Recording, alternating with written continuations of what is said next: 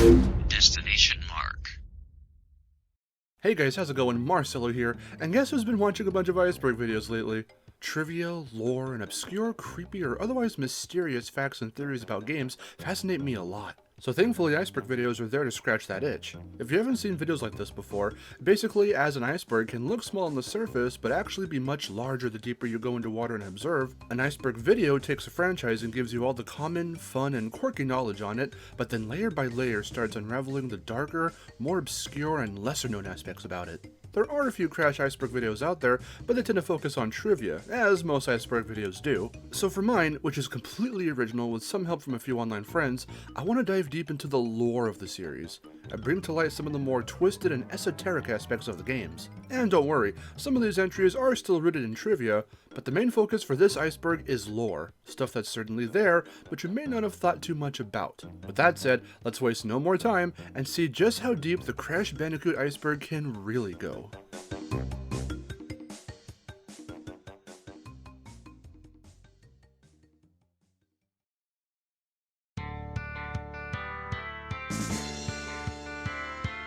Iguana in Crash 1. So this was the main entry that prompted me to make this video. We're already starting off with something small, but kinda gets you wondering. In the opening of Crash 1, there's a shot with a bunch of cages. Below them are the names of the animals Cortex and Brio were keeping within them, such as Kingaroo, in reference to Ripperoo, Koala for Koala Kong, Potoroo for Pinstripe, and 2 Bandicoot cages, one for Crash and one for Tana. I love that little attention to detail. But speaking of which, there's another cage marked Iguana, but there are no mutated iguana characters in the series. And if you think it's a carryover from the earliest concepts for the game, where the Komodo brothers were originally planned to show up here, before getting moved to Crash 2, their character bio in the Crash Files Dev Bible clearly implies they were always conceived to be Komodo dragons, so who's the iguana? There's a chance this could have referred to the cut iguana enemy who was planned for the game, as he also shows up in the files, but that's not a solid confirmation. Spyro 4. Depending on what the future of these guys holds at the time of this recording, this one's likely going to become a classic.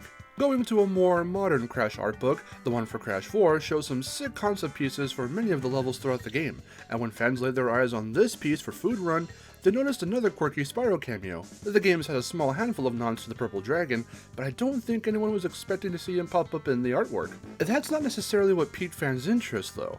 What did that was seeing the 4 just tucked away at the very bottom of the page. It's from the Crash 4 logo, but putting that there randomly, next to Spyro of all things, really got everyone thinking this was another one of Activision and its Crash and Spyro devs' sneaky little teases for games to come. We'd gotten so many of these in the forms of ad Easter eggs, odd poll entries, numerous pictures from different PlayStation divisions on Twitter with the caption, "Who remembers this little guy?", merch leaks, and straight up teases. So this wouldn't really feel that different, but as time went on after Crash 4's release, we haven't heard a peep from Spyro, at least in terms of a brand new game in his series. And at the time of this video, we're still waiting. Hopefully once the Activision situations with Microsoft and the allegations all clear up, we'll hopefully get more info on Spyro, and also hopefully on the TV image.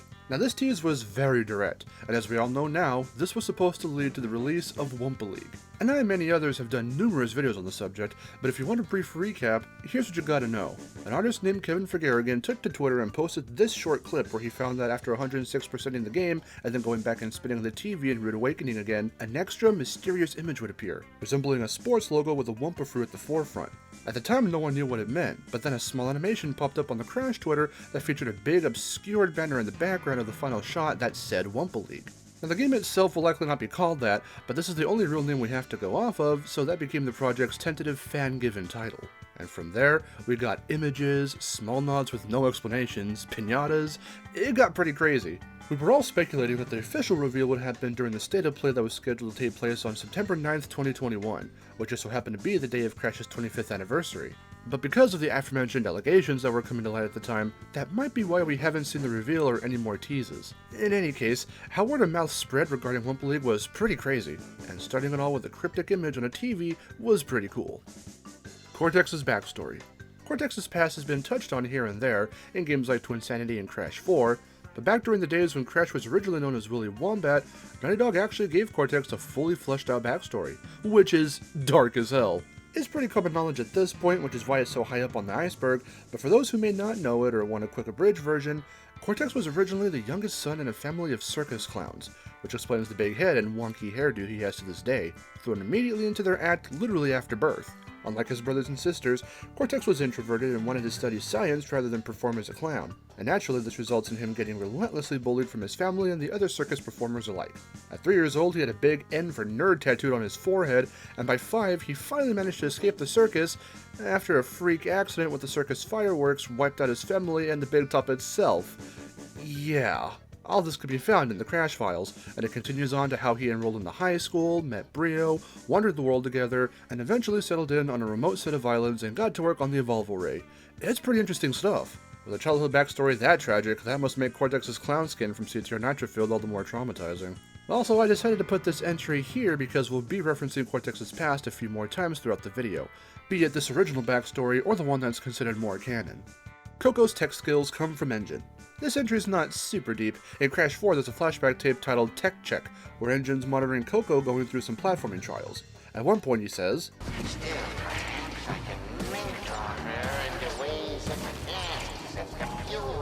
so yeah, that would be the reason why Coco's so gifted with inventions and technology, and why Engine was her first rival. Even if we consider Crash 4 a slightly different continuity, which we will explore later, don't worry, I think it can be widely accepted for the mainline games that this is still the case. Whether it was Brio or Engine that helped Cortex create Coco will always be a mystery, but because of Coco's skills, it could have very well been the latter. Bumpa berries are hallucinogenic. Another short one. I actually mentioned this briefly in my top 10 least favorite Crash 4 levels video. So like many plants, berries, and fruits in real life, it seems the newly introduced Bumpa berries contain hallucinogenic properties. This is evidenced by whacking the Bumpa berry tree at the beginning of Off Balance, which causes a berry bunch to hit the ground, burst open, and cause Crash or Coco to become disoriented and dizzy. It's also my theory that Off Balance doesn't even actually look like this, because as you can see at the end of Dragon On, this level ends where Off Balance begins, and the path ahead doesn't look all weird and disoriented. The biggest example, however, would be the inverted levels, which change Wumpa Fruit to Bumpa berries and introduce all kinds of freaky effects and filters to the visuals. That's right, you're tripping on berries when you play through these versions of the levels. Brio even says enjoy your trip when changing the visuals for the first time, reinforcing this theory. Oh, and one more thing about something else that Brio says in this fight. He mentions one of his potions contains extra botulinum. The botulinum toxin is essentially Botox. Brio is trying to kill Crash and Coco by exposing them to a neurotoxin that can cause the disease botulism, and if you look that up, yeah, it's not pretty.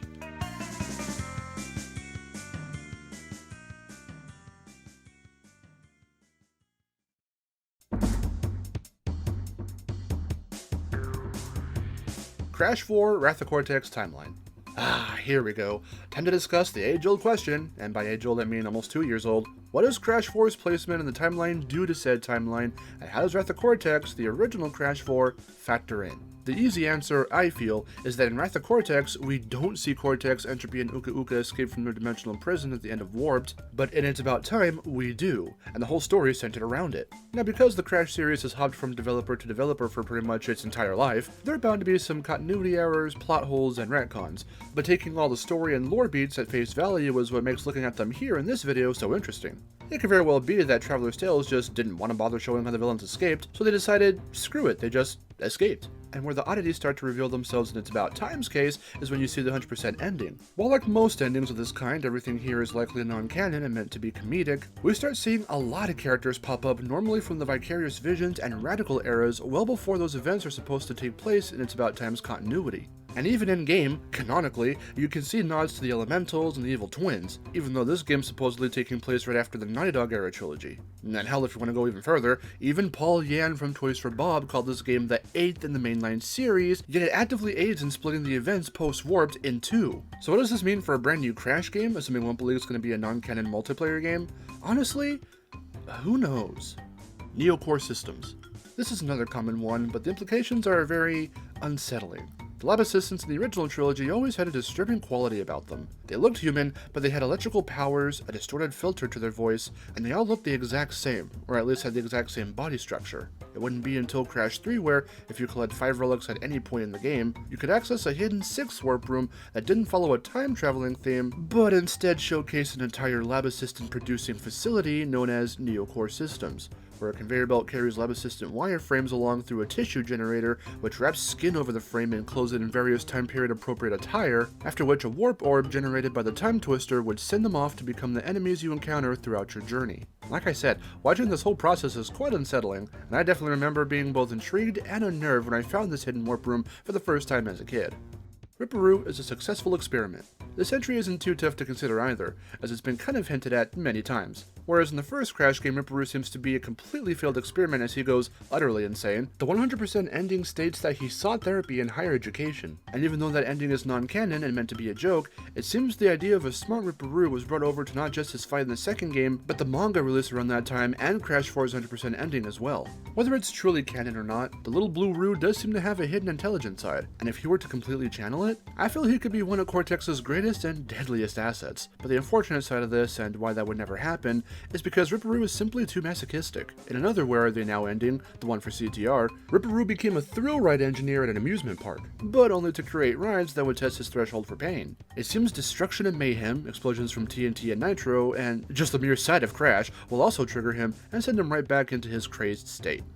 Crash was almost like Gex, so this one sounds a bit weird, but it comes from the Willy Wombat development era. While a lot of elements from the original story did make its way into the first Crash game, Willy was supposed to be the product of overexposure to media, popular TV shows, movies, and cartoons from the decade and prior. He would glitch out and switch personalities, going from giving a noble warrior speech to becoming a fast-talking salesman to wooing Tana, known originally as Carmen, and Cortex claims he's created a media monster. So, an anthropomorphic animal exposed to so much television he starts spouting references and one-liners? You gotta admit, the setup for Willy's character sounds an awful lot like what Gex turned out to be.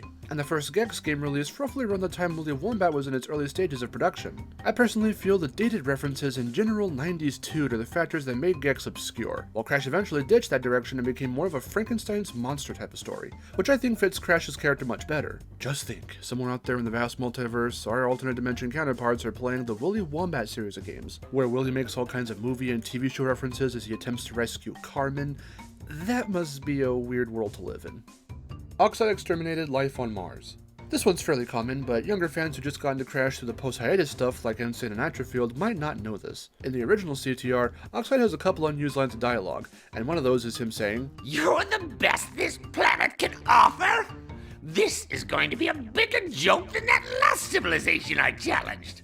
What was it called? On that red planet so close to here. Oh yes, I think you call it Mars. Now that was an easy win. What? You say there is no civilization on the planet Mars? Not anymore. They lost the race."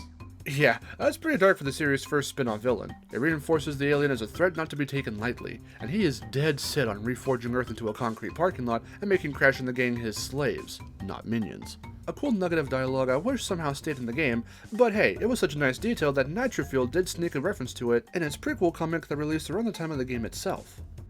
Von Clutch is a World War II vet. This one kinda speaks for itself. It was on a few other icebergs, but the implications, even if this does come from a spin-off, reinforce that the Crash series does still in fact fully take place in the real world. Ebenezer Von Clutch, the cyborg theme park owner from Crash Tag Team Racing, is heavily German, down to the thick accent and many exclamations and even mild expletives. But there was an ongoing theory that Von Clutch once served in World War II, as a few of his lines of dialogue back this up. This was easier than that crazy time in France. Oh, I just know I'll get sent to the Russian front. Oh boy, I surely get sent to the Stalag this time. Your defenses are easier than the Maginot Line. These in order reference the Battle of France, the Great Patriotic War, as the Russians called it. Stalag is a German term for POW camps.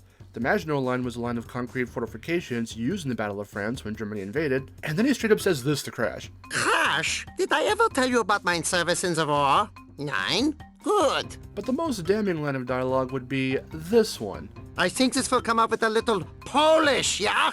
And if you remember how World War II started, yeah, they went there. I think it's safe to say this one ain't a theory.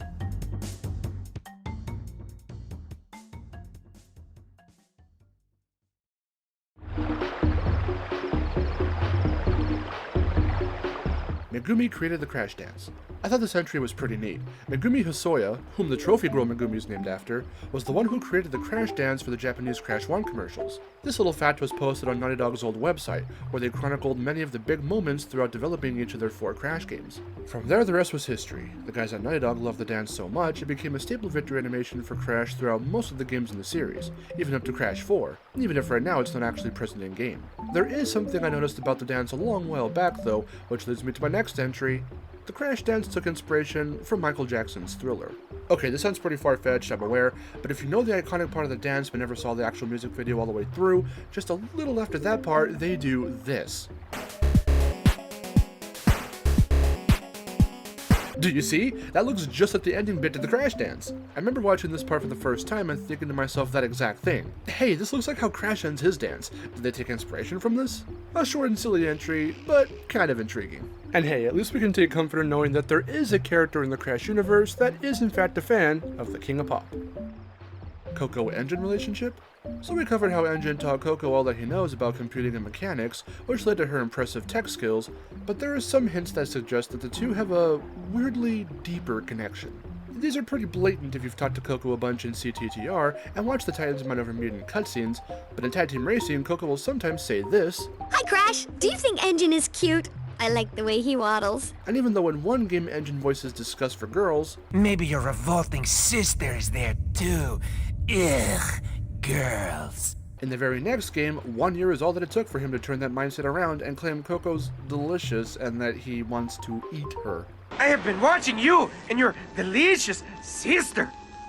Delicious? Precious! I meant precious! I'm gonna eat her. Watch!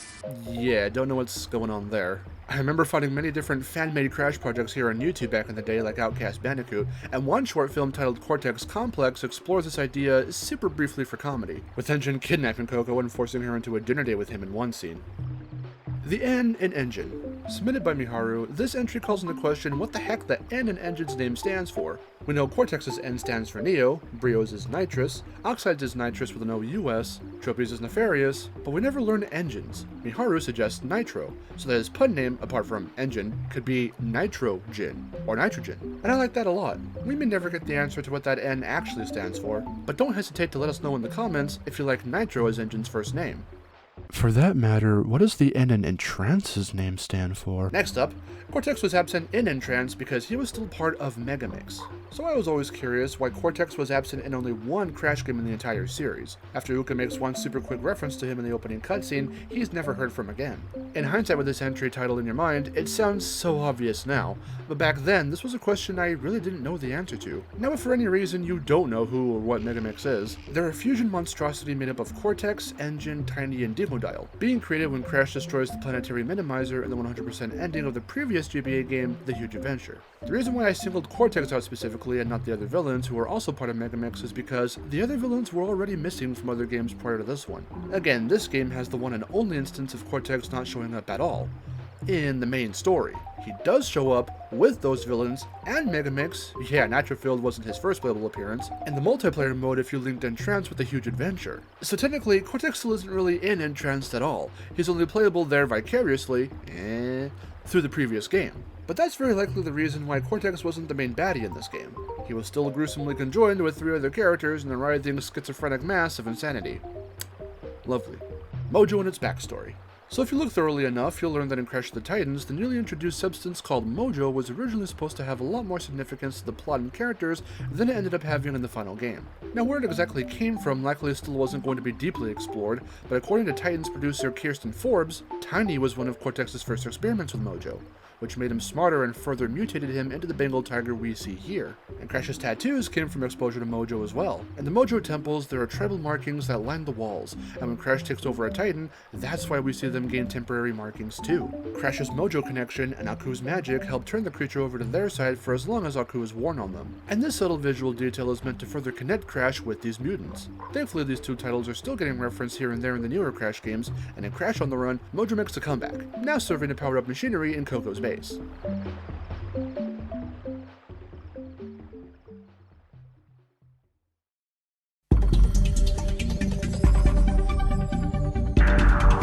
Cortex's metal-plated N. We're back to exploring more of Cortex's past, this time addressing the more canon take on his backstory. In Crash Twinsanity, we learn Cortex grew up alongside Brio and Engine in the Academy of Evil, and there Cortex created the first prototype of the Evolvo Ray. But while it did its job in mutating Victor and Moritz, it also sent them to the 10th dimension. Now, none of that is what I want to discuss in this entry. I want to know why Cortex's N is metal that's plated into his forehead now. Up until this game, his N was established to have been tattooed on, and even though it was sometimes blue, sometimes brown, it was always printed right on there. Now it's metal, so my question is, why?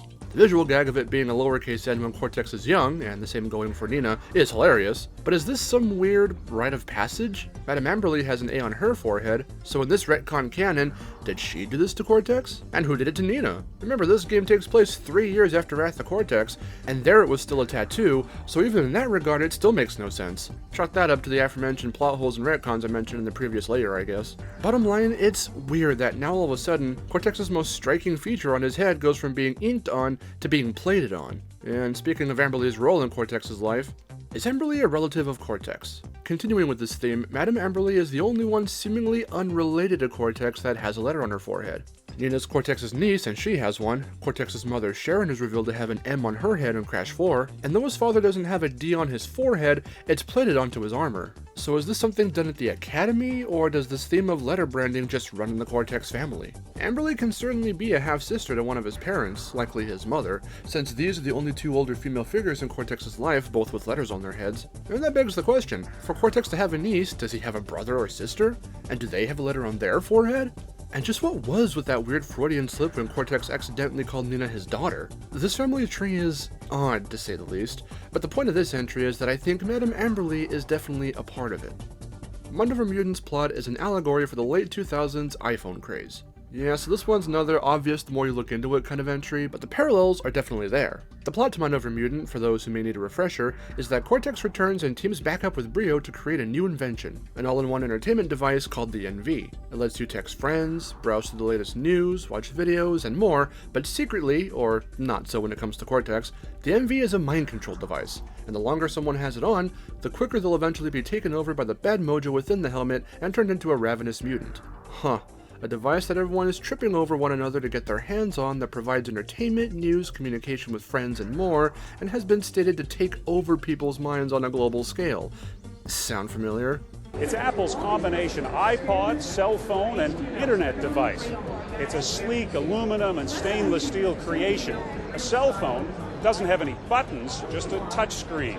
Rich DeMiro with CNET TV in New York City at the Apple Store, where the iPhone is set to launch later today at 6 o'clock. Right now it's about 4:50 in the afternoon. Yesterday when we were here, there were about 19 people waiting in line for this phone. Today, as you can see, hundreds more, all waiting for this brand new device. Do you need your smartphone? Are you constantly checking your email, your Twitter, your Facebook all day long? Sound familiar? Sounds very like familiar. You might be addicted. Yeah, recent surveys showed that 2/3 of the population say they experience this condition of cell phone addiction. Now, even when the game came out in 2008, the NV's role in the game, as is normal for Radical's humor, was quite obviously meant to be a parody of this big and topical thing for the time. I don't think we realized just how somewhat true this plotline would be in real life. How engrossed in tech we ended up becoming over these past 14 years to where it pretty much dominates our society. You always have to be plugged in, you always have to know what's going on, you always have to be entertained, and before you know it, you're not really the same as you once were. We were in the beginnings of the tech era back when this game was first poking fun at the concept, but now all this time later we're deep in it, and seeing just how far technology's come and how young children are when they're exposed to it nowadays is kinda scary. But that's about as existential as we're gonna get here, so, the Elementals lived for millions of years. This entry puts forth the idea that the Elementals, an old group of mass from Wrath of Cortex, are in fact way older than they seem. They've been known to cause natural disasters upon the world for decades, and Uka Uka even mentions they were responsible for the Ice Age. But this is a Crash 4 we're dealing with, so in the newest Crash 4, It's About Time, it came as no surprise that these guys would have some sort of Easter egg dedicated to them. But where Toys for Bob chose to hide them is the interesting part. You can find carvings of the Elementals hidden throughout Blast of the Past, a Jurassic level from the Agapus dimension, dated 88 million BCB, before Crash Bandicoot. So, this goes far beyond a couple of centuries, as Uka put it in Wrath of Cortex. And if you want to take this a step further and combine continuities, the character bio for Wawa in Wrath of Cortex's instruction manual states that he is out to flush the world clean and rebuild it as he remembers it. The last time the entire Earth was flooded was around 3 to 4 billion years ago. Just how old are these masks? By that logic, there's a great chance the elementals could have had a hand in shaping the world. Just think, Rocco could have formed our greatest mountains, volcanoes, and landscapes. Wawa could have given us our vast seas, rivers, and lakes. Pyro could have created lava and given us the ability to create fire. And Lolo could have provided breathable air, tremendous winds, and maybe even some gases. And even though a typical 25 crystals are all it takes to seal them back up, they were originally first locked away by some even higher ups, which we'll be getting to way later. Yaya's voice actress. Another submission by Miharu. She brought this one up to me, and it's pretty interesting indeed. If you look on CTR Nitrofield's IMDb page, you'll see that Stephanie Shea is credited as voicing Yaya Panda, but a conversation that took place on Twitter almost a year ago reveals that she didn't voice her, and the person in the convo who originally credited a voice to the character thought it was Kimberly Brooks, who when also asked about voicing Yaya didn't even respond. Miharu thinks it might be Kimberly because Yaya sounds a lot like Chili Pepper Cookie from Cookie Run. Oh! You like it spicy. I approve. I'm swift and quick. But whether or not she really is the voice of Yaya is still unclear. This is a short entry. I just think it's really funny that there's such a bizarre mystery surrounding this in the first place. Coco split the timeline. Insane. If you don't remember this one from a few years back, Coco was first revealed as a fully playable character outside of bosses in certain vehicle levels in the E3 2017 trailer for the game, and we were all stoked to be able to play as her. Vicarious Visions even gave a cute little in-game reason for it. By the events of Warped, Coco uses the Time Twister to go back in time and help Crash out during his adventures in the first two games, cleverly disappearing during the cutscenes in 2 so the past versions of herself, Cortex, and Brio wouldn't see her, which would have caused a paradox. However, fan theories suggest that while Coco may not have caused any paradoxes, she might have caused a butterfly effect by just generally being there during those events when she originally wasn't, and therefore causing events in the future after Insane's Warped to play out differently, effectively splitting the timeline in 2. And wouldn't you know it, Nitrofield's cutscenes do play out differently than the originals, and we get reintroduced to a bunch of characters that appeared in the original pre-hiatus timeline. Oh, just a quick aside, if you don't know why I'm saying pre-hiatus and post-hiatus, those are terms I gave to group all the Crash games before the 6-year gap of no games and after the gap. And after Nitrofield, we get Crash 4 It's About Time, which effectively serves to be the Wrath of Cortex of the new timeline, as we discussed back in Layer 2. And even though it's claimed to be after Naughty Dog's trilogy, the ending clearly shows Insane's Crash 1. Basically, it all actually came to pass like HP's owner predicted in his Insane article on Coco's inclusion, and in universe, we have Coco to thank for it.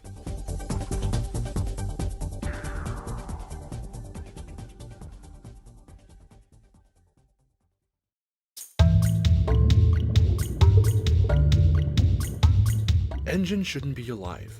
Engine's always been a rather mysterious, more sinister character to me in the original trilogy, and this weird, disturbing fact is perhaps the darkest thing we know about him. Now, I'm not talking about the very obvious missile in his head. For this one, we've got to return to the flashback tapes in Crash 4. At the beginning of the mammal manipulation tape, Engine ponders the mysteries of the mechanics of mammals. I must say, the mechanics of mammals are most mysterious. And when you make it a little further into the level, he then says this. I mean, why all that talk? Fossil fuels are much more efficient. You should replace yours like I did. You? But you want to know how National Geographic describes fossil fuels?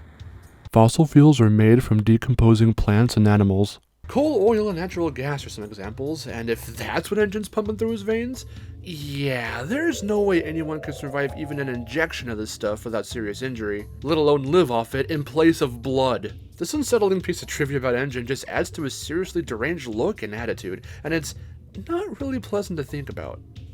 Cortex could have easily destroyed the world. In Crash the Huge Adventure, the opening shows Cortex building the Planetary Minimizer, and in my opinion, of all the dastardly devices Cortex has created, this one has got to be the most dangerous, as not only does it work, but in one screen Cortex literally has the world in the palm of his hand.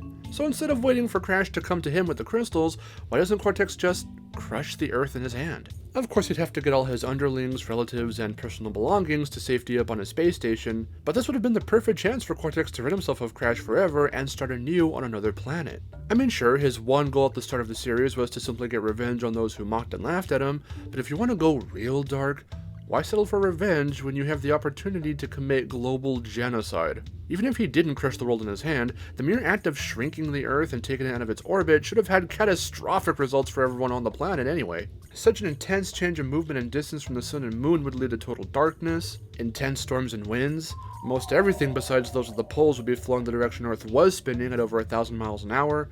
Just watch Vsauce's video on the topic of the Earth suddenly coming to a stop, and this one by Drexler Astral, which explains what would happen to Earth if it shrank to only half its size, not even to the size of a grapefruit like it's stated in Huge Adventure. In short, this is the one time Cortex could have had it all, and destroyed the world in the process, but in the end got fused with his minions and turned into a horrific mutant. This game's gotta be the darkest one in the series.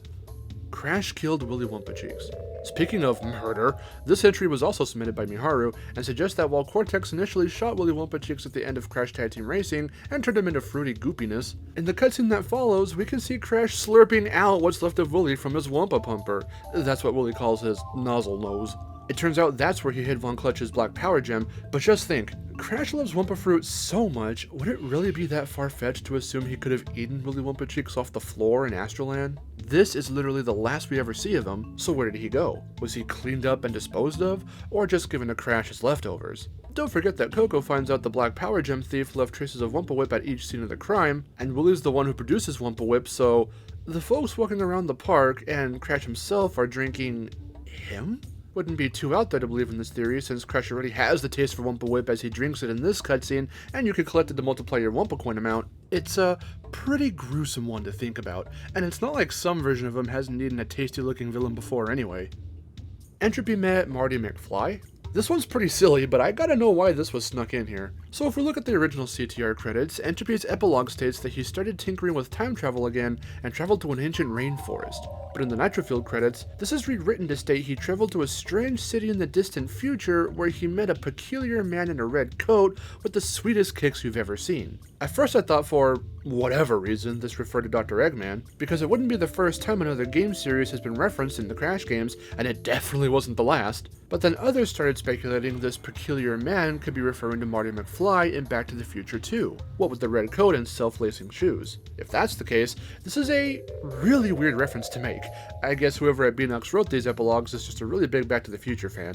Crash foreskins are representations of alternate Crashes and Cocos. This one was submitted by the Lightning 8 on Twitter, and states that the skins you unlock throughout Crash 4 aren't just cosmetics for the Prime Crash and Coco, but represent a small peek into what the Crashes and Cocos in these alternate universes look like.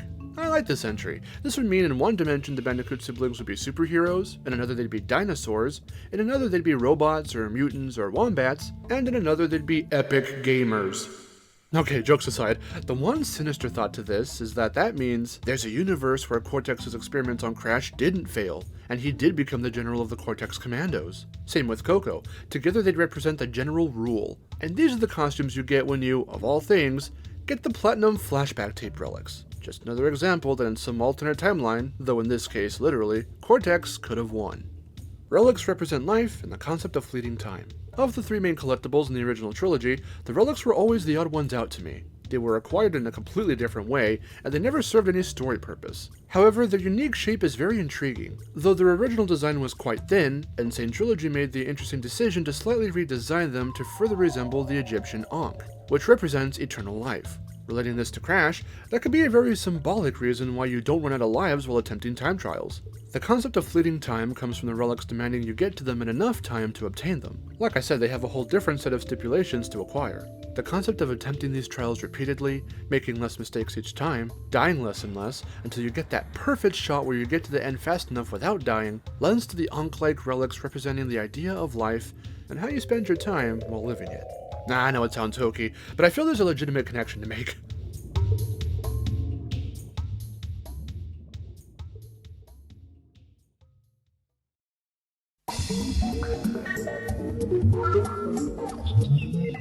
Cortex is holding imprisoned convicts within his castle.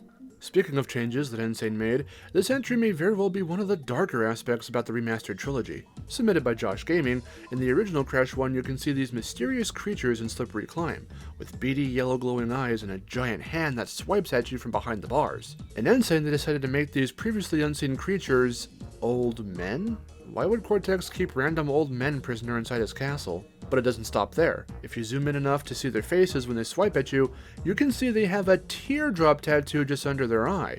For those who may not know, a teardrop tattoo can symbolize either gang affiliation or prison culture, and is oftentimes associated with murder. So that would make this one of the darkest additions to a Crash game, period. Purah killed Floyd. Referring back to the CTR credits, Purah's entry is pretty damn bleak. The Nitrofield version states he ended up joining the Ziegfeld and Floyd Vegas Tiger Show, parodying real-life entertainers Siegfried and Roy. However, Purah's career came to an end when he accidentally closed his mouth a bit too early on Floyd. Now the Nitrofield version leaves Floyd's fate ambiguous by saying Purah was switched over to a new solo act, but in the original CTR's entry, they go on to say Floyd will be sadly missed. To make things even more eerie, in 2003, Roy was attacked during a show by a 7-year-old white tiger named Manticore. The tiger grabbed a hold of Roy's sleeve, then swept at his legs and knocked him to the ground, then he bit into Roy's neck and dragged him off stage. The attack severed Roy's spine, causing massive blood loss, and resulted in a permanent impairing of his motor and verbal skills. It's almost like CTR creepily foreshadowed Roy's incident, and the fact that cute innocent little Purah did this is very unsettling. Brio's bolts. For this one, we'll have to take a trip back into the Crash files, because this piece of trivia pops up nowhere else. And once again, it's pretty unsettling. After Cortex essentially blew his family up and entered high school, he met Brio, and the two became fast friends. Prior to this, Brio was singled out by his two research scientist parents for the fast track to success, becoming the valedictorian of his junior high school, earning Nobel Prizes and large medical center directorates. Eventually, he'd develop a confident and egotistical attitude towards everyone for being intellectually inferior to him. That all changed when he met Cortex, the only man he considered his intellectual equal. But over time, Cortex would show him up at almost everything, completely diminishing his confidence to the point of turning around and becoming entirely devoted to him.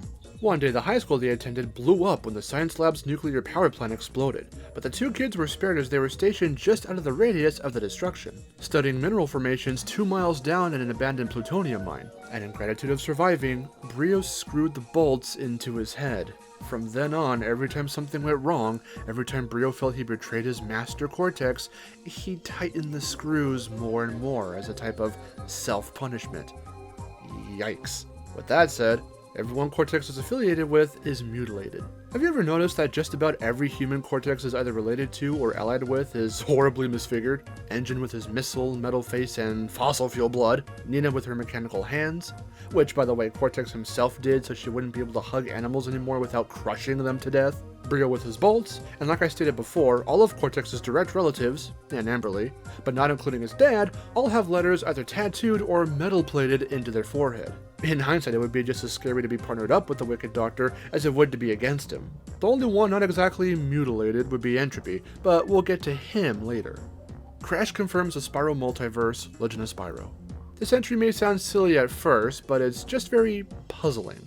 If they're not full on crossing over into each other's worlds, Crash and Spyro are usually referenced in one another's games. And in the GBA version of Legend of Spyro A New Beginning, and the console versions of Eternal Night, Crash can be seen as an Easter egg, either tied to a stake and getting roasted alive, grim, or frozen under the ground like some kind of primitive creature. But where this becomes strange is, the Legend of Spyro series is a reboot. It's its own continuity. At this point, Spyro should have no idea who Crash is, as the main or classic timeline for Spyro effectively ends with the DS title Shadow Legacy. So with this Crash clearly taking design cues from Twinsanity, and Spyro from Hero's Tale even making a cameo in that game, how is Crash here? There's also a commercial that jointly advertises both Crash of the Titans and Eternal Night as they came out the same year, but it's confirmed Titans takes place a year after Twinsanity, so Titans and Mind Over Mutant are still in fact part of the main Crash timeline, not soft reboots like everyone would say they were. My theory is that this continuity for Spyro is its own alternate universe. A lot of people say the same for the Spyro scene in Skylanders. 3 different Spyros that all look the same, but are essentially variants of one another. But the one thing these universes all have in common is Crash is present in every single one of them. Since Twinsanity is a game about dimension hopping, it wouldn't be too much of a stretch to assume a mishap with the Psychotron could have landed Crash here. And I actually have another little theory about that again, we'll be exploring a bit later. The mainline story is left incomplete and ambiguous after Mind Over Mutant. Like I previously stated, Crash 4 is technically the 8th game in the mainline series, even if it's not the 7th sequel to the first game. When we caught wind of Crash 4 happening, before ever knowing there was going to be a new 4th game, we were quick to assume Crash 8 would continue from where Mind Over Mutant left off back in 2008. This is because the story has something of a sequel hook at the very end. Cortex mutates himself with Brio's mutagen, he and Crash fight, Crash wins yet again, Cortex has a hissy fit, destroys his space head, and then the whole thing comes crashing back down to Earth. Before it does, however, Cortex and Azinu use an escape pod and ditch the space head, but thankfully Crash and Aku make it out alive. The destroyed space head lands next to the destroyed Dominator, and the good guys laugh off Coco's callback to Titans about not cleaning up the robotic mess. And then the story just ends there. We have no idea what the heroes are going to do next, we have no idea where Cortex went, and then after some mobile game spin-offs, the series underwent a 6-year hiatus until Crash came back in Imaginators, and then the Crash series proper came back with Insane Trilogy. So that means we're likely never going to get a proper every loose end tied up ending to the 12-year storyline the original Crash 1 started. That's why I thought a hypothetical Crash 8 could revive the Crash Bandicoot Evolution story, and instead of following the original beats the project was originally going to be, it would see Crash and the gang taken to space in pursuit of Cortex before he could cause more trouble. Instead we have the split timeline I talked about in a couple previous entries, but as it stands, the main or classic timeline, as far as we know, starts with the OG Crash 1 in 1996 and effectively ends on an ambiguous note with Mind Over Mutant in 2008.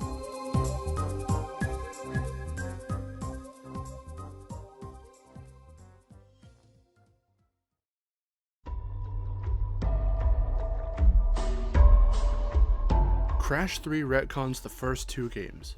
In creating Uka Uka for Crash 3, Naughty Dog ended up unintentionally creating some odd plot holes. With all the early backstory mumbo-jumbo we discussed found in the Crash files, a few minuscule things still making its way into Crash 1, the ND team had a definitive, more lighthearted direction for the series with the third title. So what they did with Uka Uka's inclusion is make him the big bad not just for this game, but for the whole trilogy.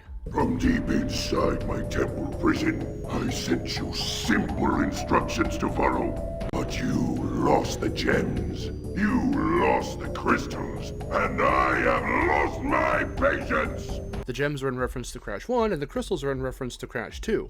Now, putting aside having to believe that within the 1-year gap between Crash 1 and 2, Cortex found out about Uka, but yet never referenced him, this effectively means Cortex needed those gems from Crash 1 to help for Uka, I guess, but at no point in the first game does Cortex even make an attempt to reference them himself. The first game's plot was very straightforward. Scientist creates lab experiment escapes, experiment's girlfriend is still being held captive, experiment must go back and rescue her from scientist. The crystals in Crash 2 were meant to power up Cortex's huge, new and improved Cortex Vortex, so Cortex clearly had no intention of handing them over to Uka even if he did know him by that point. This is merely an example of trying to make a big, threatening villain that the main villain works for, and trying to incorporate him into the story, but attempting to weave him into previous plot lines that were already established without him. It's a thing lots of movie series and shows do, and like here, usually results in plot holes and continuity errors. Entropy's origins. Entropy is very enigmatic. Not much is known about him, but the fact that he's the master of time and is known for constantly hopping through dimensions and alternate timelines is very intriguing. However, this brings up the question of where the Doctor is actually from, because there's plenty of reason to assume he's not from this prime universe. The Insane version of Crash 3 shows him appearing from out of a warp orb, and he's somehow already affiliated with Uka Uka. In Crash 4's continuity, he actually tried to contact Cortex and Brio a few times prior to the Bandicoots escaping, but it's not really certain why. My theory is that Tropy doesn't really have much of a home anymore. He's likely scoured so many timelines, so many alternate dimensions, that he's become something of a time-traveling nomad. But since teaming up with Uka Uka and Cortex, he now has an opportunity to harvest more power for himself, resulting in the unsurprising backstab he conducts in Crash 4. When this promo image of the game leaked and we got our first look at female Entropy, my original thought was that our Entropy ended up finding a dimension where there were other Masters of Time just like him. I initially thought instead of being a gender-bent alternate version of Entropy, that this was a whole different character who happened to be part of Entropy's race, assuming Tropy isn't fully human because of his distinct blue skin. But as it stands, where exactly Entropy came from and how he harnessed this power of time travel is a complete mystery. Uka Uka's incarceration depicted. In the same interview with Kirsten Forbes for Titans, she hinted at a piece of detail in the game depicting how Aku sealed Uka Uka away. Way back when Aku first explained to Crash and Coco who Uka was in Crash 3, he told him he locked him away to protect the world from his malice, but that's all the info we ever got. Titans, through a very clever piece of detail woven into the level design of Episode 3, sought to elaborate on this concept, and the walls in this part of the level showcase those events. The two brothers used to get along with each other until Uka created his evil tree with Dark Mojo, causing Aku to imprison him for it. Shout out to Jump Button for showing me where to find this and giving the backstory on it. I knew this detail was somewhere in the game since I was a kid, but could never find it. JB also states that the Uka tree is actually the tree from the second island in Crash 1. The fact that all this interconnects is fascinating, and a cool way to give a little more backstory on, well, Aku and Uka's backstory. And speaking of the Crash 1 islands, Crash 1's islands / Lemuria.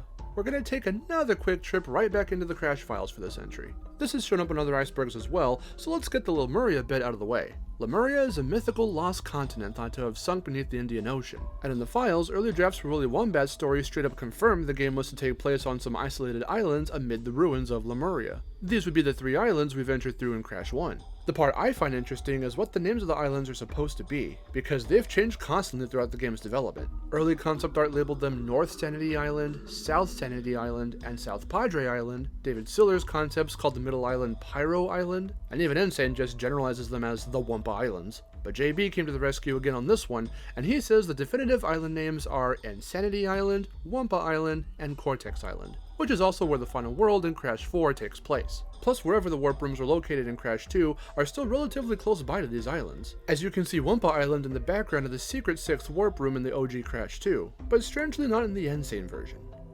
The mask's powers have a limit. No one in the Crash universe is invincible. Even if Aku and Uka can grant invincibility, their powers still have a limit. This was a big factor in my Aku vs Uka video, so I'll reiterate a little bit of what I said there. The biggest thing we've seen Uka do in any Crash game was create a quantum rift in Crash 4. This promptly knocks him out cold until the end of the game, where if you get 106%, you'll see he's alive and well, but this isn't the only instance of a mask nearly draining themselves of their power. Aku's never weakened himself immensely, but in Titans, he does constantly teleport himself and Crash around, and by the time they reach the Doominator, he tells Crash that that's as far as he can take them, likely exhausted from using his abilities as much as he is. And back in Crash 4, the Quantum Masks visibly and audibly pant when they combine their powers to patch up all the random quantum rifts Tropy and Cortex created.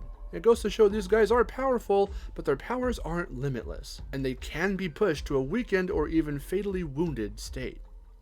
Origin of the crystals. The power crystals are a very enigmatic type of mineral scattered throughout Crash's world, but just where did they come from, and just how powerful are they? They come in individual shards and as whole formations. They're said to harness planetary energy, but they can also be used to power machines capable of accessing alternate dimensions. They can be used to lock away beings like the elementals, and the super big power crystal in Boom Bang is the Crash equivalent of goddamn Shenron, granting one person one wish and then disappearing, waiting to be discovered again. These things are insanely powerful, but no one knows where they came from, or if they were always on the planet and date back millions of years ago. I do have a small theory on this, but we'll get there in a bit.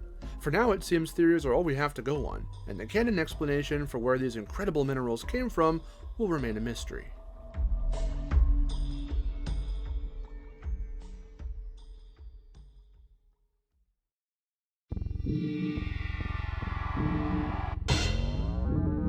Dead Heroes / Alternate Tana's Home Dimension. This is actually a focal point in Tana's story arc in Crash 4, so it's not exactly hidden, but it is very grim the more you think about it. And there is still plenty of mystery surrounding her inclusion in the game. In the universe this alternate Tana comes from, Entropy is female, and she succeeded in killing Crash and Coco. Left to fend for herself, Tana was toughened up into the badass we see her as when she rescues our prime Crash and Coco. She doesn't allow herself to get too attached to our heroes, and even actively prevents them from going after the Entropy so her history wouldn't repeat itself, but eventually comes around and stops flying solo when she gets overpowered, and the Bandicoots team up with Cortex and Dingo to rescue her. The question on many fans' minds, however, is where is Tana's home dimension? Or the Tanaverse, as Toys for Bob calls it.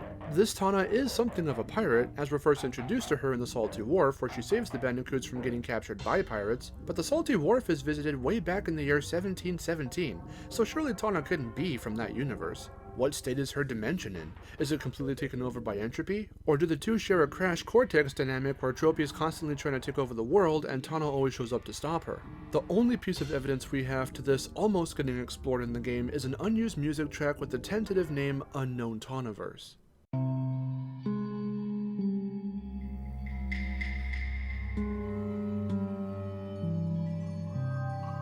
Was this music meant for a flashback?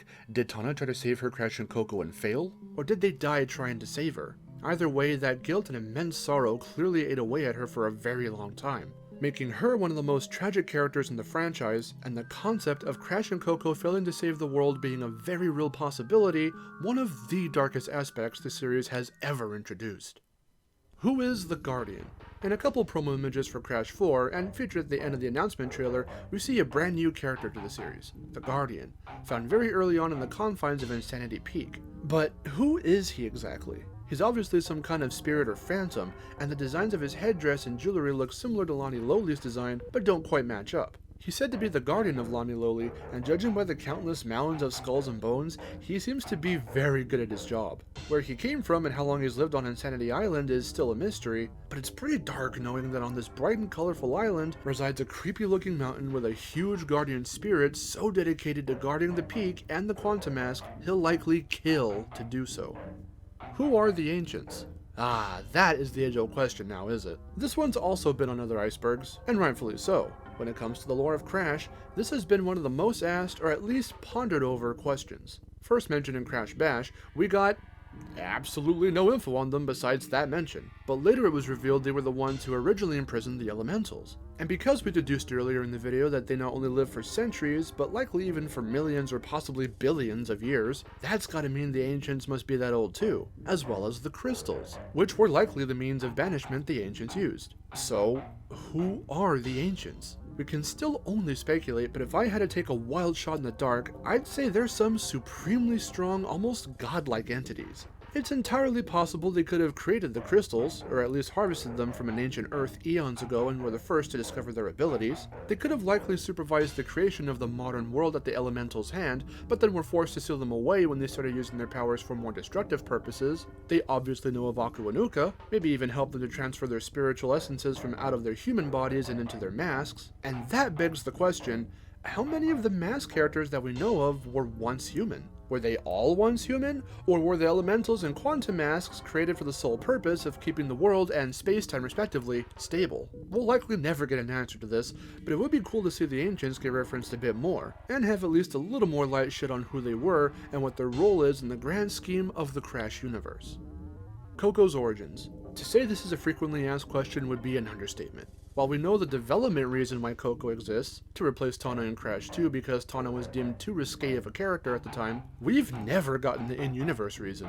When was Coco created? Was she created side by side with Crash and Tawna back in Crash 1, but we just never saw her? Why did Crash go back for his girlfriend but not his sister? And is Coco just okay with that? Did she have to escape all on her own? How did she know where to track down Crash? It's about time, ironically enough, doesn't try to explain this too much. In this continuity, Coco was in fact created and tested on shortly after Crash's escape, and we get some cute little details about her like her overalls originally belonging to Brio, plus we've already talked about how Engine taught her mechanics and engineering, but beyond that, the final flashback tape has Cortex just say, Well, there goes another one. We should really get that escape hatch sealed.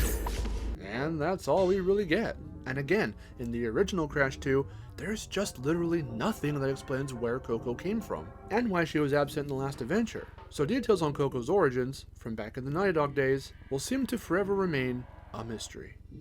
Wanted Pinstripe in Mosquito Marsh. If you've played Crash 4, you likely know about the little Pinstripe Easter egg in Offbeat. He's on a wanted poster at the very beginning of the level. Now, well, this is pretty funny because, of course, Pinstripe would get himself wanted by the law. That kind of begs the question, what did he do? The only level in Mosquito Marsh that has this poster is this one, and Offbeat is the Mardi Gras level, so Pinstripe could have stolen valuables from somewhere or someone, or because he has his Tommy gun. And to make matters worse, real-life Mardi Gras festivals have seen their share of shooters throughout the years. It's a pretty grim thought indeed. And last, but certainly not least, Cortex is still in Crash's head, / the true main story ends at Twinsanity.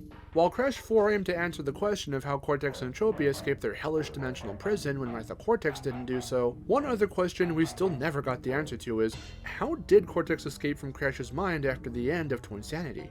Well, if you want a very out-there theory that even manages to connect this entry to the Spyro multiverse and ambiguous ending after Mind Over Mutant ones, maybe Cortex never did escape. What if he burrowed deeper into Crash's mind and, while attempting to find his way out, created the events of Titans and Mind Over Mutant? While Nina and Coco work feverishly to attempt to rebuild the destroyed Psychotron to get Cortex out of there, Cortex could have meddled with Crash's head and created visions of a future where their world has evolved, paving the way for the introduction of Mojo and the Titans. But even that future is left without a clear conclusion. No one really wins. Cortex escapes, never to be heard from again, while the heroes still have a giant mess to clean up. Meanwhile, the Psychotron goes berserk again, and this time blasts Crash and Cortex to a whole other universe, one where Spyro isn't quite the same character Crash met a few years prior. An alternate dimension where this Spyro is trying to find himself and uncover his destiny. And ironically, just like Cortex 3 years ago, this time it's Crash who finds himself frozen, and whether or not he lives to see a return back to his universe is never to be seen.